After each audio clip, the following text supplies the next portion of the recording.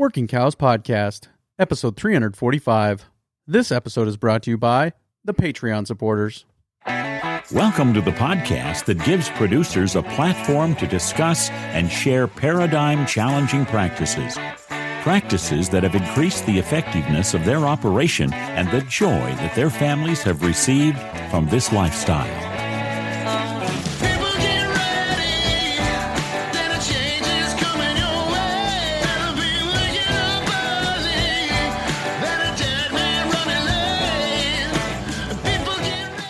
Howdy, everybody. This is Clay Connery, host of the Working Cows Podcast, recorded exclusively in the Understanding Ag Studios. And this episode is brought to you by the generous supporters at Patreon.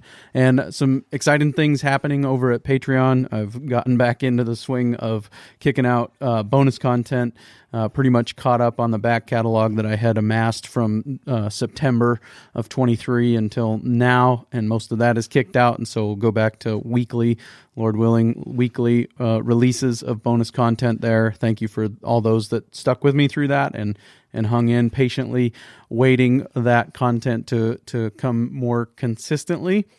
And also just in the process of developing some new swag for that. And so those who sign up new will be getting different swag than has been available in the past, and those who have been long-time supporters at the swag level will get those. And that is a series of cartoons, custom cartoons done for the Working Cows podcast with a character that we effectively call Rosie the Riveter, who looks a lot like my daughter's Rosie Jersey milk cow.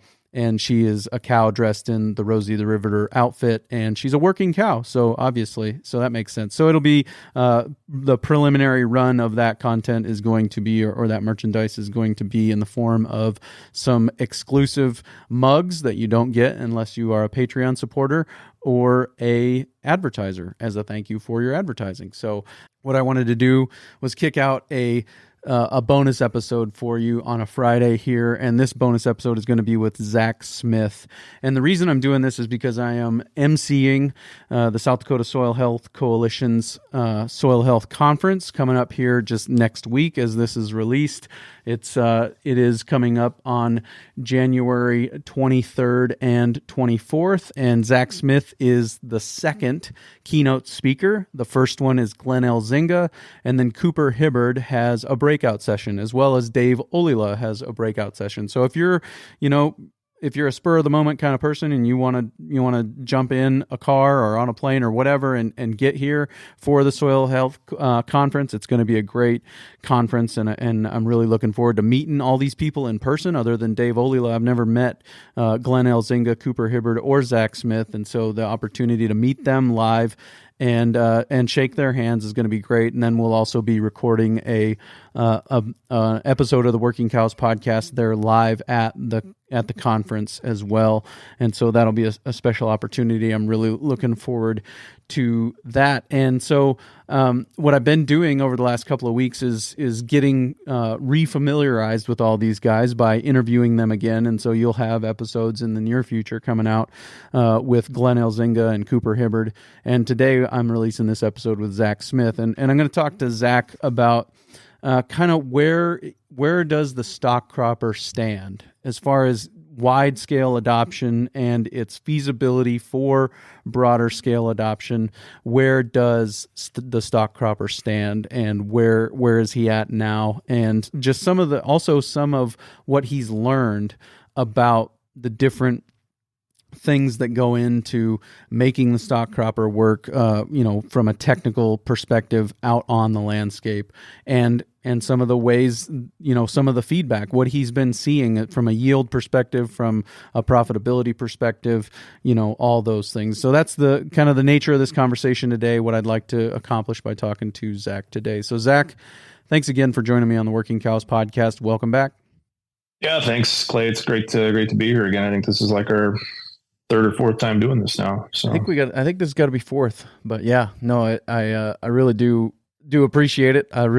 I told you before we started recording, I am a huge fan of what you've been doing over the last 4 years with the StockCropper and other things.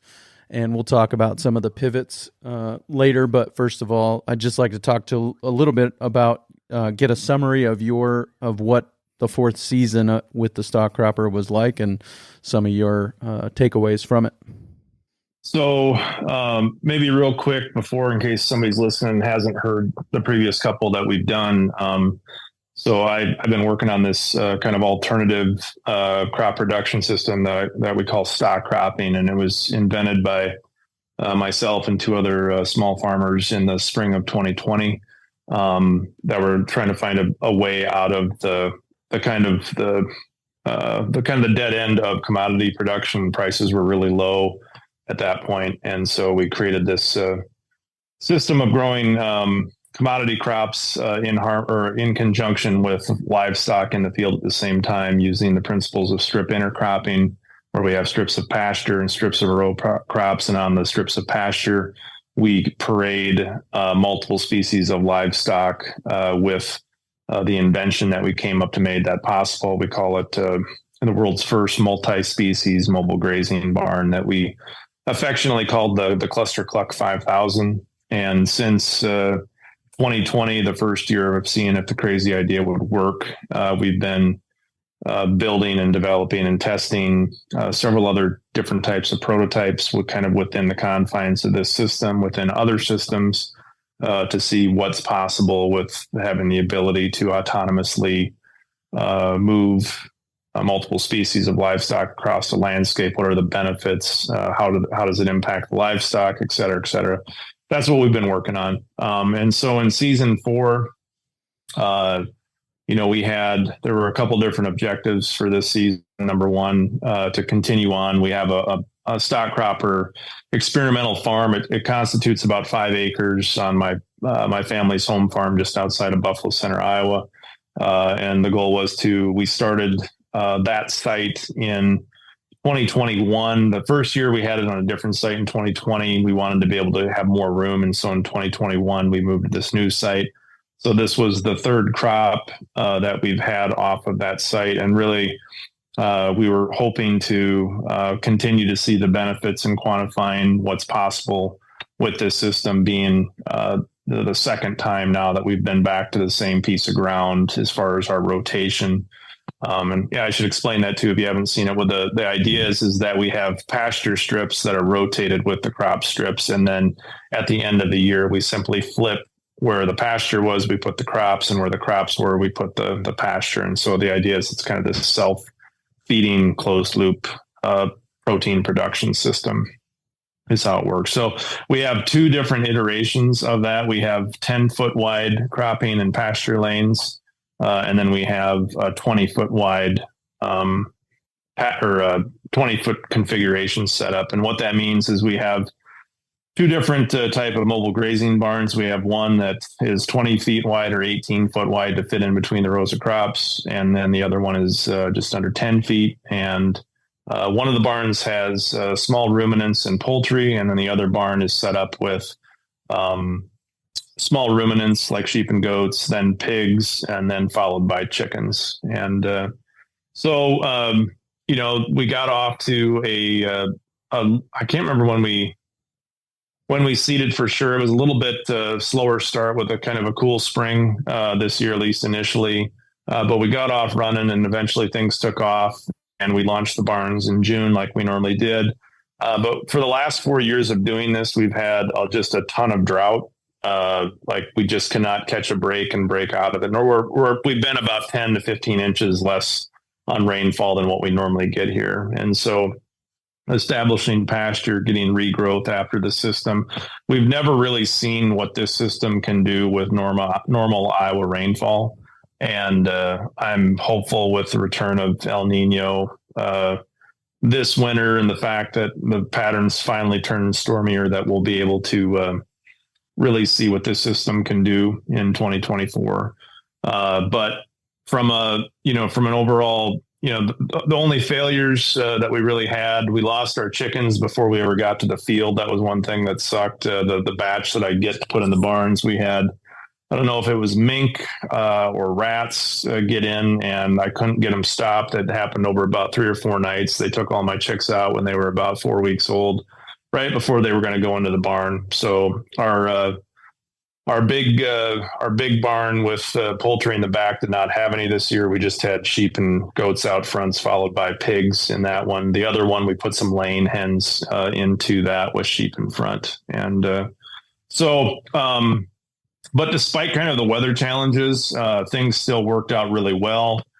We had a field day the end of August where we had, it was our biggest one yet. As far as attendance, I think close to 150 people showed up from, I think it was 5 different states across the Midwest. And beyond that, we had a lot of guests pop in, ad hoc. They just send me a message on Twitter.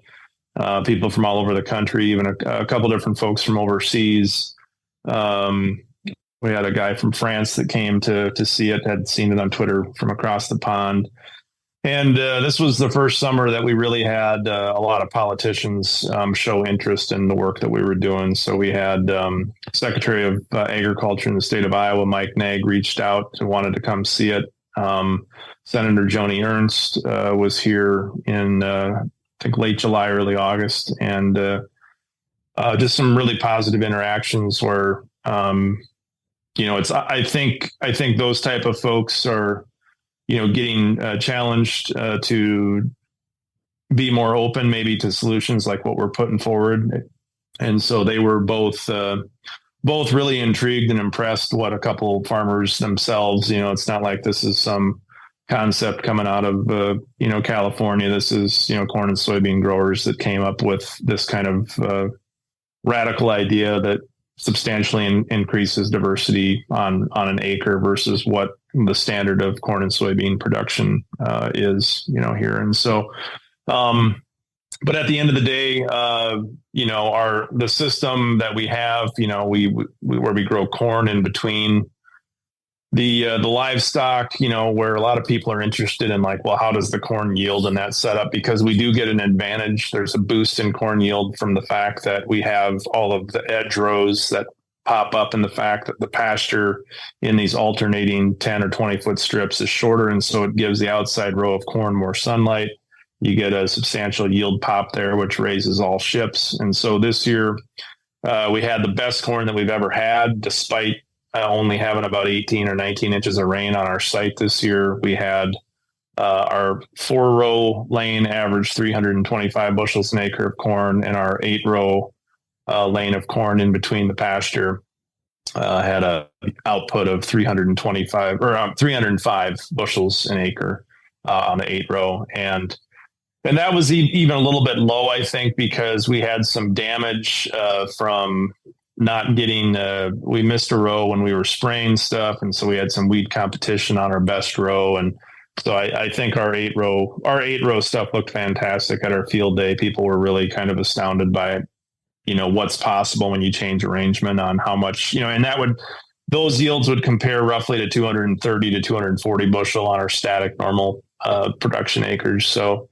a lot of positive things came out, from another year of doing this. And it just kind of further solidifies that if the powers that be would want a regenerative, scalable system to happen, I think we're laying the groundwork on what that could potentially look like, and proving that it is possible when you think outside of the box. So, yeah, no, that's awesome. Really appreciate that. So just so I understand, is it basically a 2-year rotation, or how many years from when the StockCropper is in one lane to when it's back in that exact same lane?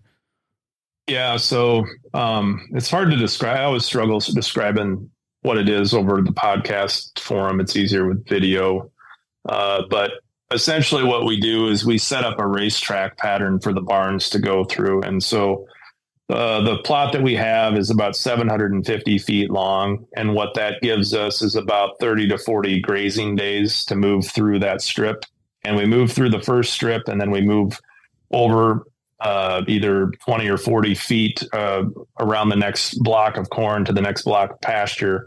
We travel back down, and then we start the cycle over a second time, usually in September or late August, and we make another circuit with the animals. And when the bigger the animals get, the more that we speed up the barn. So we'll, instead of doing 3 moves a day, we'll do 4 moves a day because of just the fact they need more forage, or like in the case of pigs, they can be more destructive if they're sitting in one spot at a time. And so, but we've done all the math to kind of figure out what that circuit looks like. But essentially what we're doing is, our 20-foot barn only operates on about 3/4 of an acre a year of pasture, and kicks out 10 hogs, 8 lambs or goat kids or whatever you want to raise in front, and then 2 turns of 150 chickens a piece, so 300 chickens. So it's incredibly productive on just 3/4 of them. It's a lot of food for 3/4 of an acre of protein. No doubt. Yeah. No. So how many years before the StockCropper in the way you have it running? Yeah, how many years? I'm sorry. Yeah, you're right. Missed the question. So then at the end of the year, then we simply, where the animals went in the pasture, I come back in and I strip till all my conventional acres. So I come and I strip till into that pasture. And then the next year we grow the corn or the beans or whatever feed stuff crop we want to grow, back on that space. We put the row crop there, and that way the row crop is able to take up all the wonderful diverse nutrients and the biology from the gut biome of 3 or 4 different critters that they've laid down. And so that's the idea is that we substantially minimize input needs, so the only real thing I'm adding to the crop is some additional nitrogen that we don't produce probably enough nitrogen from the manure that we're laying out to be able to achieve kind of the maximum yield levels that we're going after in between. But other than that, our site has not gotten any dry, conventional synthetic fertilizer other than additional nitrogen on the corn in the last, since 2020 or 2019, the last time we had stuff there, and our yields keep going up. And so it's every other year the cluster Cluck sees the chunk of ground. Gotcha. And so now you're coming back to, this would have been the second year on some land that had been planted into corn or soybeans after the cluster Cluck. It would have been the second year that's happened in some of that. Correct. Yes. And so you were talking about your normal production is it like 230 to 240 bushels? Is that right? Yeah, our range on the farm was real variable. It was all dependent on where rainfall was this year, but our field averages were anywhere from like 210 to just over 250 this year on our conventional acres. Right. And then the cluster Cluck acres were 305 to 325. Yeah, correct. And so you're talking 100 to or 70 80 to 100, 70 to 100 bushel better versus normal, production. Yeah. And so and so people always focus on that when they talk numbers with me. Well, it's really only half of that, right? So it's only 160 bushel corn because, you're not producing anything in between. And I'm like, well, I am producing something in between. I'm producing this really high value protein that I can market at a premium because it's grown in a way that is attractive to consumers who are willing to pay a premium for transparency of a system like this that's incredibly low carbon, has a super low carbon footprint and all of the other things that help differentiate it. So I'll tell people right now, if you're listening to this saying this, there's no way this works. There's no way this works with conventional commodity meat pricing. That's absolutely right. But if you use USDA average pasture raised pricing, the profitability of this system is with the fact that we stack enterprises and have 3 or 4 different enterprises at one time in a spot. That's what really makes the numbers and the profitability of the system work.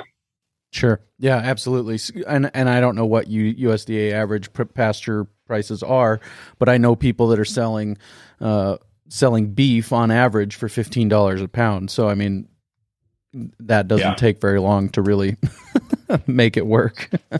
And I like living out here in rural areas, I think there's a lot of people that look at what we're working on and don't think that it's relevant because they're only getting X for a pound of beef but you have to have a differentiated story in order to do that. And that's the thing I think that's disruptive about what we're doing is we're killing a lot of birds with one stone, so to speak, and being able to make those claims, and it's been working. Right. So. And the motive is a regenerative motive. The motive is a soil health motive.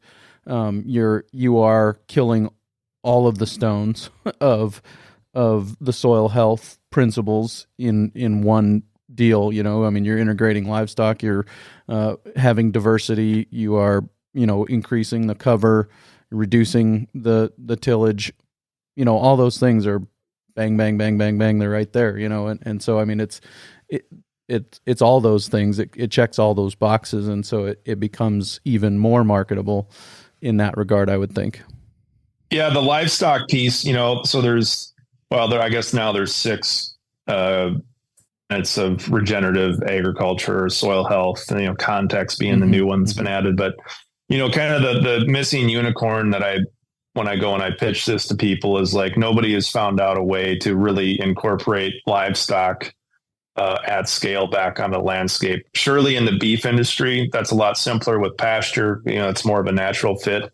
But as far as doing pasture raised hogs, pasture raised chicken, some of those things at scale, that's really where we close the loop on that piece. And then the fact that the system is set up really to be what makes us different from some other people that are in this space is that we've designed not only a gizmo or contraption to make this happen in the cluster Cluck, but we've created this system that is self-sustaining and self-feeding, where we're not growing the corn or whatever cash crop we have to turn into ethanol. We're using the idea is to turn it into a feed stuff to then feed back to the animals. So it's all super hyper local instead of trucking stuff all over the place. This is a concept where a farmer could be sovereign in a lot of ways of kind of what we used to do in walking the value off the farm in the form of protein. And that's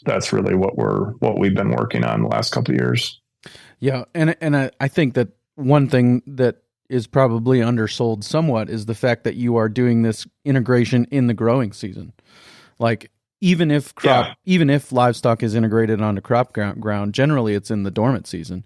We're grazing corn stalks or something like that, and we count that as livestock integration, which it is, and it's better than nothing. But we're doing this you are doing this during the growing season, and I think that's probably another step better than just dormant season livestock integration. That's the thing. Yeah, that's the thing where I really feel that we differentiated, because there's a ton of livestock integration in the state of Iowa now. You have hog manure, they come out and you slug it on the end of October, end of November. It sits there with nothing growing in it, subject to loss. If you have dry springs, probably very little environmental impact from that because you get lucky. But when we get the wet springs, the manure moves. It ends up in the river, it ends up in the Gulf, and we have all these negative externalities that come with that.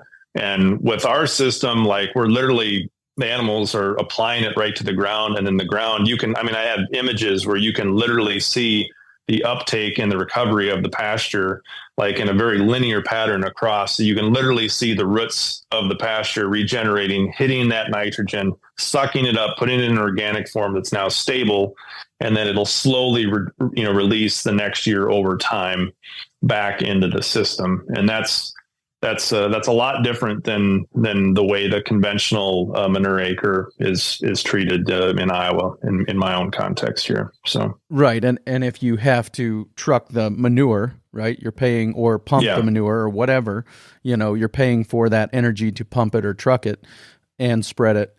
And so here the livestock are doing that, and the barns that I'm aware of, the stock cropping that I'm aware of, is solar powered. Am I right? Correct. Yeah, we've got a couple panels on top and a couple batteries on board, and it's either we have one barn that's powered by a winch that we just hit a button and the barn moves itself ahead on a winch, and the other one has electric motors and the ability to GPS steer itself down a prescribed path.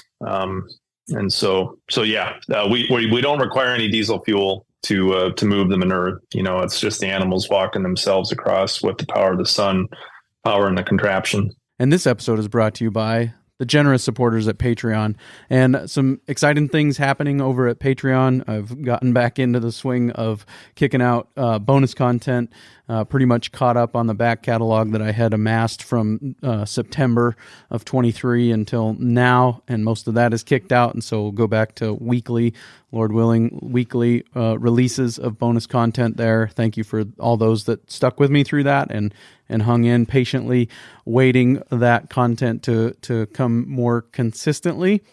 And also just in the process of developing some new swag for that. And so those who sign up new will be getting different swag than has been available in the past, and those who have been long-time supporters at the swag level will get those. And that is a series of cartoons, custom cartoons done for the Working Cows podcast with a character that we effectively call Rosie the Riveter, who looks a lot like my daughter's Rosie Jersey milk cow.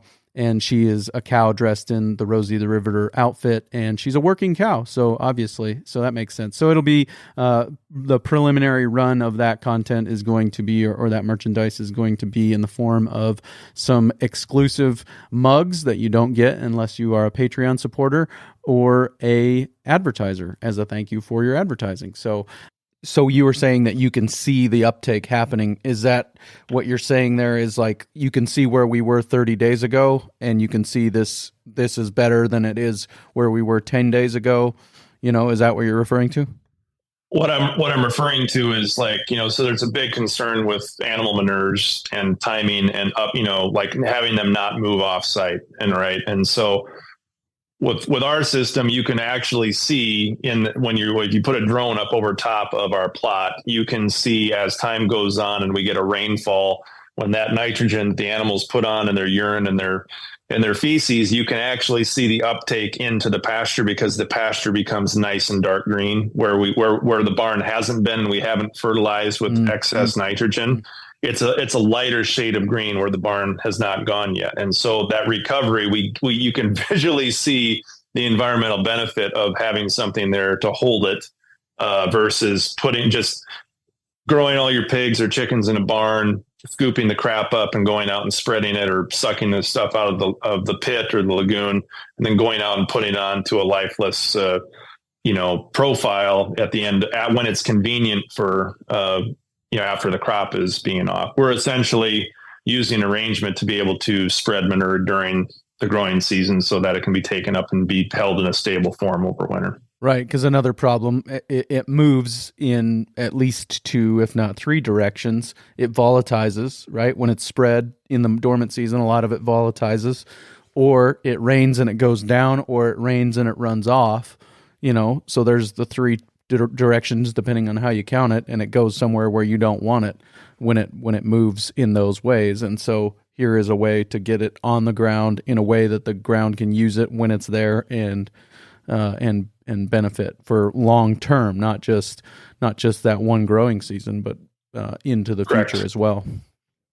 Yeah, the idea is that we want to be feeding the soil to have this continuous release through increased microbiology, and that all comes from we're 10xing the obvious amounts of biodiversity on the farm right off the get-go, and from the use of having with our pasture mixes, we've got 5 or 6 different species that we're putting out with different plants with different types of roots that have different positive attributes to the soil, and then you couple that with 3 or 4 different micro gut biomes of livestock on top of that, it's a substantial amount of more diversity than what we have than just growing corn, and that's it.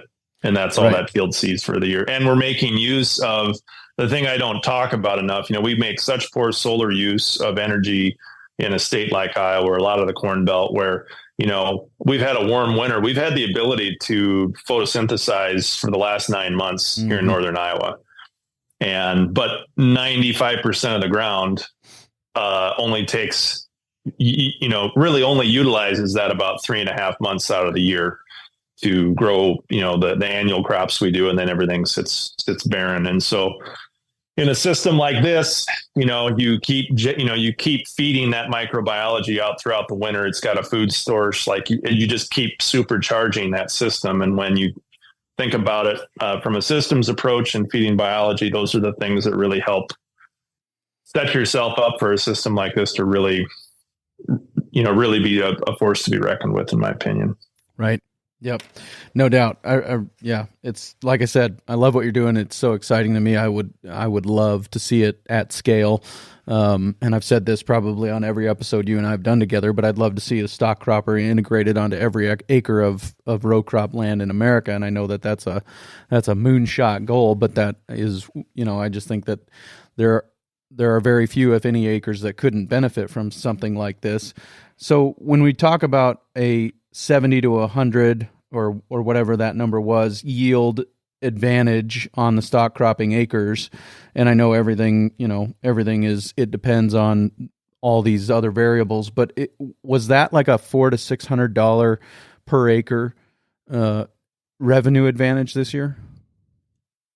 Yeah. I mean, if you I guess the price of corn now is locally here about $4.50, but with there are opportunities to sell it for $6, and so if you got that price, you can just take that multiplier by whatever 70 to 100, $400 to $600 an acre, right? So so that's worth doing. and then the other, it doesn't suck, and then you have the benefit of the livestock, right, in between. And the ability to market the livestock, right? I mean, those are animals, as you said, we're walking the farm, we're walking the value off the farm like we used to. Back in the day, every farm, probably most every farm, was a farmer feeder type operation where there was some livestock there, at least in a barn. Well, when corn goes crazy and soybeans go crazy as far as price, a lot of those feedlots get turned into row crop acres and they don't come back generally. And so I think that a lot of that has gone away, and the food supply chain has become vertically integrated to the point that a lot of them aren't, they're locked up in barns, and there are massive swaths of land surrounding those barns that are, all of that feed is coming to the barn. And so there's all these different cascading and compounding effects, I would say, in a negative direction that the StockCropper helps to alleviate. Yeah, I 100% agree. Is that an accurate assessment? I've spent a total of 1 week in Iowa in my life, maybe not even that, 4 days, I think, actually. So it's close. But the reality is, on the ground in Iowa right now, and it's been going on for a long time, but I know we've talked about it before. There is, the system of growing commodities, whether it's pork or poultry or, corn and beans, it's a reductive system in the fact that it requires fewer and fewer participants, more consolidation. That's going to ramp up. And one of the things I like about this system, where it's not hoping for your neighbors to die and not have a son or a daughter willing to come back. Like, this is a system where, maybe it's resilient enough on its own economically that you look forward to having neighbors, and you work together with neighbors to do work the way it used to be. You don't look at neighbors as a threat or enemy. They become necessary. And, but yeah, we're talking about a utopian future. And I'm also a grown up and understand that those things are, what we're doing is a moonshot. And that's been one of the realities that I've had to, the first year we did it, we thought we were going to change the world. And then you figure out, the world doesn't want to be changed. The world doesn't want to, and it's really, really damn hard to do that. And so I definitely understand that, when you say it, you'd love to see it on every acre. So would I, but there's 143,000 reasons why that's not going to happen anytime soon. Right. Yeah. Yeah. And part of that, and there's definitely part of that is by design, by the powers that be, in my opinion. 100%. So. Yeah, absolutely. 100%. There's, I've talked about profit motives on other episodes. There are profit motives in the world that will ensure that those things don't happen very quickly. Yeah, I totally agree. But just for example, I was in line behind this lady at an organic grocer the other day, and she was checking out, and I just peeked at the chicken that she had going across the scanner. One chicken, $32. It was a pasture raised chicken. So you're talking 300 chickens on a quarter acre of land at whatever you want to do. Take half of that. Say it was marked up 100% by the retailer. $15 a piece times 300. That's $4,500 on a quarter acre of land. We are compounding and cascading negatively with a commodity system, and we're compounding and cascading positively with the stock cropping system. And so, it's not that it can't work. It's just that you have to find the right people who want it to work to invest the money to get it off the ground. That's really the reality of the situation as we face it right now. Yeah. And I think, so does that mean that everyone is going to buy $32 chickens in the future? No, absolutely not. Okay. Because it just, most families, can't afford something like that. But, what will happen, in my opinion, if this is going to take off, is that we could become a sustainable scaled thing for that segment of the market. And that could still be a significant thing for people who are weird asses like me and are willing to do things a little bit differently. I think there's a viable lane. And so, maybe it's not every farm in the Corn Belt, but maybe there's some, or there's networks of, stock croppers around urban areas where, they're positioned strategically to be close to the consumer. So the consumer, if they want to even come out to the farm, it's, you've got your network of producers right around the urban, and you kind of flip the narrative where you invite people to come out rather than put up stay out, no trespassing signs, on the farm. And, and that way you're also close. You could, for processing facilities that would have to, they'd have to come from somewhere. Cause right now, the reason that this is not a scalable thing is there's just nowhere what do you do if you have 9,000 chickens on 80 acres? Where do you take those to get processed? There's 2 processors or 3 processors that are legit in the whole state of Iowa where they've got the certifications right now. So they're just, the infrastructure is not there. It's been, it's gone away, and it's gone to the way of the vertical integrators. And that's one of the, the biggest challenges that something like this faces. But make no mistake, there are people out there paying $32 for a chicken or, $1,000 for a hog, so. Or $4,000 for a beef. Yeah. 100%. The reason it's $32 right now is because the supply doesn't exist for it to be cheaper. It's a supply and demand issue. And so do you need $15 a chicken, or do you need $20 a chicken to make the stock cropper work financially? Probably not. Well, so it all depends. Right now with the inflated costs of being a startup and not producing things at scale, 15 is actually I think the dollar amount that I have in my spreadsheet for what the chickens would go for. I think I've got them at $3 a pound, if I remember right, for a 5-pound broiler. So, so those numbers work as far, and if you're successful with that and you have a market with they're very profitable, to the tune of, I think, I got to refresh myself in my mind from the calculator that I've got up, but I think it's somewhere between the estimates on what we've been able to produce. It's I think between $2,000 to $3,000 an acre of net profitability. That's after paying for the barn, all the rigmarole. Assuming you have a home for the meat to go and a market for that, that's the type of return back to the farm. Right, with meat prices that are at market rate for that commodity. I know commodity is the wrong word, but for that commodity, you're at market rate for the lamb, pork, chicken, goats produced the way that you're producing them. Right. So yeah. And the key is though, there's so much nonsense in these markets, as far as labeling. And that's what's powerful, I think, about, and it's not that there's not other people that aren't doing unique things that are truly regenerative. There are, but I think from a scalable, repeatable level, I think that's what makes, where if we could get this thing going, we could actually have a brand where if you saw the term StockCropper meats, you would know exactly and it would be similar to like a Nyman ranch where, Mm-hmm. it would be a strict protocol. These are the standards that have to be followed so that the consumer would have a consistent experience all the time. Yeah. Yep. No, very good. And I guess that kind of helps us pivot well to your pivot with the StockCropper. Where are you moving your focus for the time being as you seek to continue to bring this thing to market? Yeah. So, the last piece that we talked about has weighed heavily on me. There's a ton of people that reach out, all throughout the year that are interested in the bigger system. But like I said, the realization that there's a lot of headwinds against something like that scaling up quickly.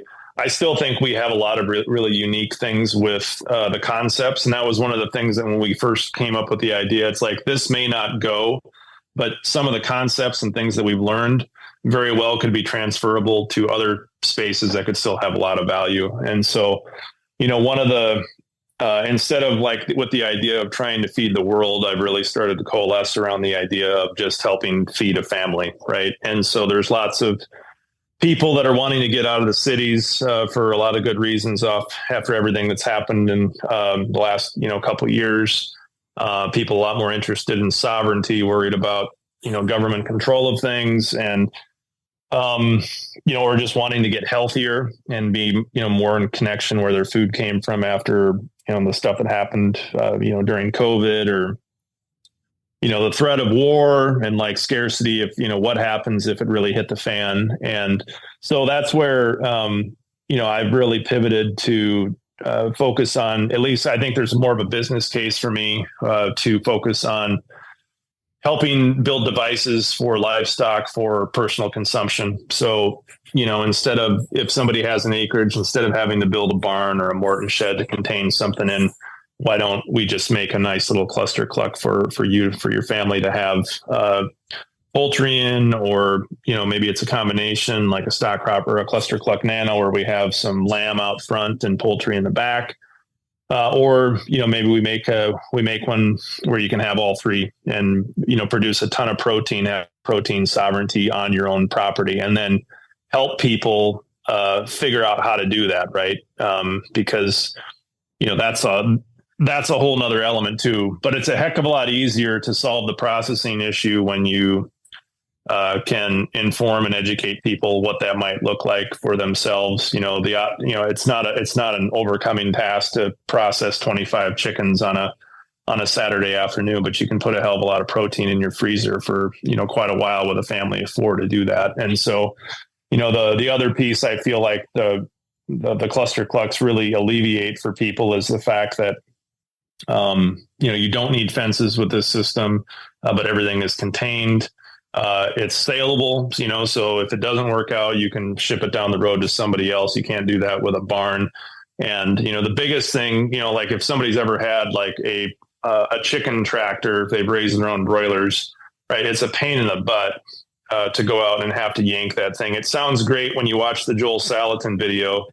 That's the idea, is that we want to make devices for people to grow their own protein on their place, but they can still go to the lake on the weekend and the barns take care of themselves, either move themselves or feed and water themselves. That's one of the pivots. It's not that we're going away from the other stuff. We're still, for 2024, we're still going to have our bigger barns and our system continue to be demonstrated. I think I mentioned this in the last one, but we've been filmed by Hollywood with our story over the last couple of years, and the sequel to the movie Food Inc. Food Inc. 2 is coming out in April, and our storyline is going to be involved. Her is part of that movie. We actually have a pretty substantial part as a potential kind of regenerative solution that is offered up in the film, and so I definitely want to have all the things that we've been working on available for showcase this summer on increased eyeballs and attention we may get from that or being included in that as well. So, yeah. Yep. Very cool. So you've gone more to the homestead, or you are also working to produce something for the homestead family, basically. Is that kind of right? Yeah, that's the nuts and bolts of it. Correct. Right. And how is that? What is that system look like? How does it operate? What does it produce? Some of those things. Yeah, so the first one, the first prototype that we built last year, we call it the cluster Cluck Pico, which is the smallest cluster Cluck we've made. We've made anything from, this one is 7.5 feet by 7.5 feet. And the idea with that one is to give a family of 4 or 5 protein sovereignty in a backyard. So the ability to put in, if you want to do just egg layers, you could have probably 12 to 15 hens comfortably in that space. Comes with a nesting box, all the things that you need to have for that. Or you could put it into, say, broiler production. 25 to 40 broilers could fit in that space, depending on what your needs or wants were. The barn is built for convenience and ease of use. So everything is choreable from the outside. You don't have to climb in this thing and get covered with, chicken crap. The idea was I wanted to make this for the working mom in stilettos. When their kids don't do the chores in the morning, they have to go out and do that. They can still do it and get to work and not smell like they came from a farm. That was the mindset that I had. And so you're able to water it, fill the feeder by just dumping your feed bag through the outside, and it goes in through a chute to fill the feeder itself. And then the eggs are accessible from just opening a flap that sticks out the outside of the barn. And the best feature of it is the fact that it moves itself with the autonomously through an app where you just set up, you point the barn in the direction you want it to go. It locks in a straight line mechanically, and then the computer program and the solar panels and the batteries on board the computer will move itself however many times a day you want the barn to move. And so it moves incredibly slowly. We've built in what we call the chicken fluffer into that, which is a system. If you've ever been around chicken tractors, when you move the tractors, especially broilers, are really stupid. They sit there in a pile. They don't move. You end up running them over. You break a leg, and now you've got problems. And so we put in technology that's all automated to help avoid those problems with it. And we've really tried to take all the pain points out of what we've learned in the system of moving livestock and make something that makes people having livestock a very non-impact thing, but their kids can still be around it. You're able to climb in the thing. It catches its own rainwater like our other barns do. That's one feature we hadn't talked about yet, but all of our barns collect their own rainwater to fill the waters on board with the barn itself. And this one is not autonomous to the point where it's not like an autonomous lawnmower, where you put up like a guide wire around the outside to perimeter so it bounces just back and forth. We haven't put that level of technology in, and nor do I know if I want to, from the complexity those systems bring to the table from a troubleshooting standpoint. I want this device to have technology, but just the minimal amount possible, because anytime you put any more systems in, you just introduce the capacity for problems. And so this system simply has a single drive wheel, motor, and actuator that when the barn moves, it puts all the weight on the front wheel. It picks itself up, moves itself ahead 8 feet, sets itself back down, and then the animals are allowed to graze on the fresh grass or whatever your situation is. And so that's the example of like what a poultry one would look. But I've got, ideas and concepts for pig mobiles, pig cluster clucks only, or the combination. The StockCropper Nano that we've done is a dual species where, we've done sheep out front and poultry in the back, but you could do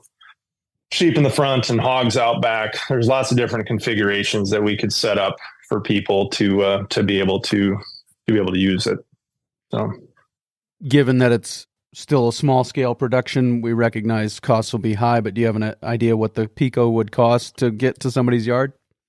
I don't have, we're in the process of redesigning a little bit of stuff now. And so what I'll say is that it's going to be more expensive than going to Lowe's and building a Joel salad and chicken coop, which is probably going to be $600 to $800 is what that cost is. But this thing is going to be it's going to be built to last. So it's steel construction. Everything we do is heavy duty because we look at it as something that's, we want it to last 20 to 25 years. That's kind of the engineering shelf life we're going for here. And so I guess what I'll say is it's going to be an investment to do it, but I think it's been amazing how many people I've shown it to, and they're like, I want one. And I've told them kind of my rough cost targets, and like, yeah, that's no problem.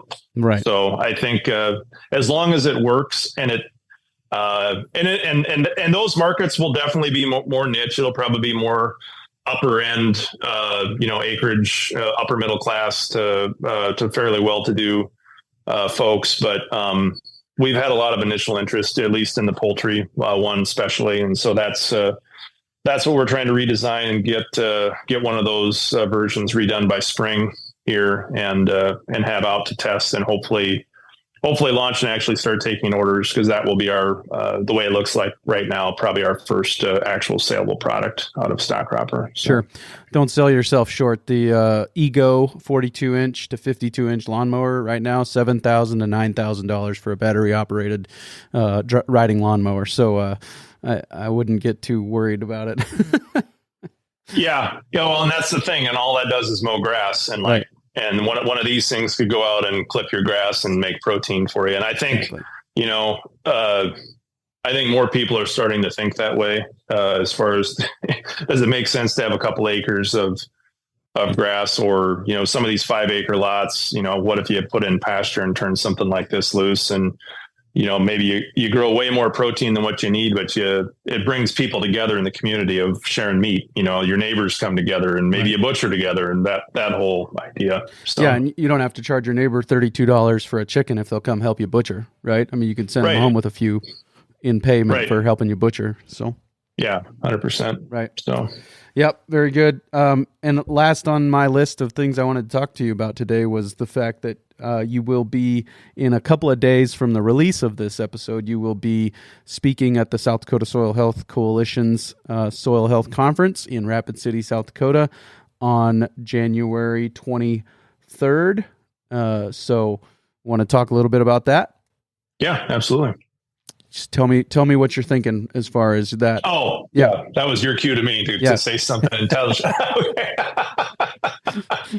Oh, you'd think I'd have this podcast thing figured out better by now. But so I got invited out from their group. I think it was, I don't know when it was, I think it was early last August. And I'm really excited to come there because it's been a convention I've never been to before, or a conference that I've never been to before, but I've ingested a lot of YouTube content from people that have been at that conference. And I know quite a few people on the soil health circuit that have been there. So it's an honor to be asked. And I'm coming out to kind of share my story, kind of similar to what I've talked about today, but there'll be more. And I've been building the slide deck actually the last couple of days for it and updating it, and kind of talking through the whole spectrum of what I've learned, how we've developed it. Kind of my previous background being in the big ag space and the transition from kind of giving all that up to kind of focus on a kind of a completely different path. And then, kind of what I see coming down the path in the future in this space too, is kind of the theme of the talk that I'm putting together for that conference. So. Yeah, very good. If anything is very clear to me, it's that you think deeply about these things and you think long-term and big picture about these things. And so I think that's an exciting opportunity to hear it from you as well. And as I understand it, you and I and Glenn Elzinga and Cooper Hibbard will all be part of a panel discussion on the 24th, which would be the last day of the conference, January 24th, and it will be essentially a live recording of the Working Cows podcast. So that'll be a fun little event as well that I'm looking forward to. Yeah, no, that would be great. And I ask you to be gentle to me and throw me some softballs every once in a while. So I'll do my best. Yeah. Zach, I will have links in the show notes page for today, workingcows.net/345, workingcows.net/345, links in the show notes page to your Twitter and to your YouTube channel. Anything else that you would like there? No, those are probably the best ways to consume. If you want to visually see what we've done, YouTube is by far the best place to go. I will say I've been lax in the last couple months since harvest as far as putting out much content, but there's plenty of there from the last 4 years if you want to see all the different types of contraptions and like what the actual system looks like. Go check out YouTube. Very good. Very good. Zach, thanks for your time today. Yeah, thanks. Great to have number 4 under the belt with you, Clay. Appreciate it. As always, very good stuff there with Zach. And Zach has a pretty interesting talk planned for the Soil Health Conference, and Glenn as well.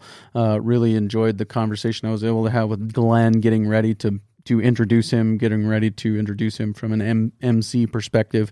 And so look forward to that episode coming your way real soon on another episode of the Working Cows podcast. Probably won't be the next episode. In fact, it won't be the next episode you hear. I'm going to talk to Adam Boyd, and this is some content that we are producing in conjunction with Understanding Ag. And Adam's got a fascinating story: 10 generations on the same plot of land. Of course, it's ebbed and flowed over time as far as how much acreage they're actually influencing with their management, but 10 generations, and he's got quite the story to tell as far as his transition into applying the 6 principles, the 3 rules of adaptive stewardship, and the 4 ecosystem processes. So he's got quite a story to tell, and I'm really excited to share that with you, coming your way real soon on another episode of the Working Cows podcast. We'll see you then. We invite you to visit workingcows.net to subscribe to the show via iTunes or Stitcher. You'll also find detailed show notes pages, resources from our guests, and the industry leaders who have influenced them. For more ideas on putting your cows to work for you in a more profitable way, tune in next week.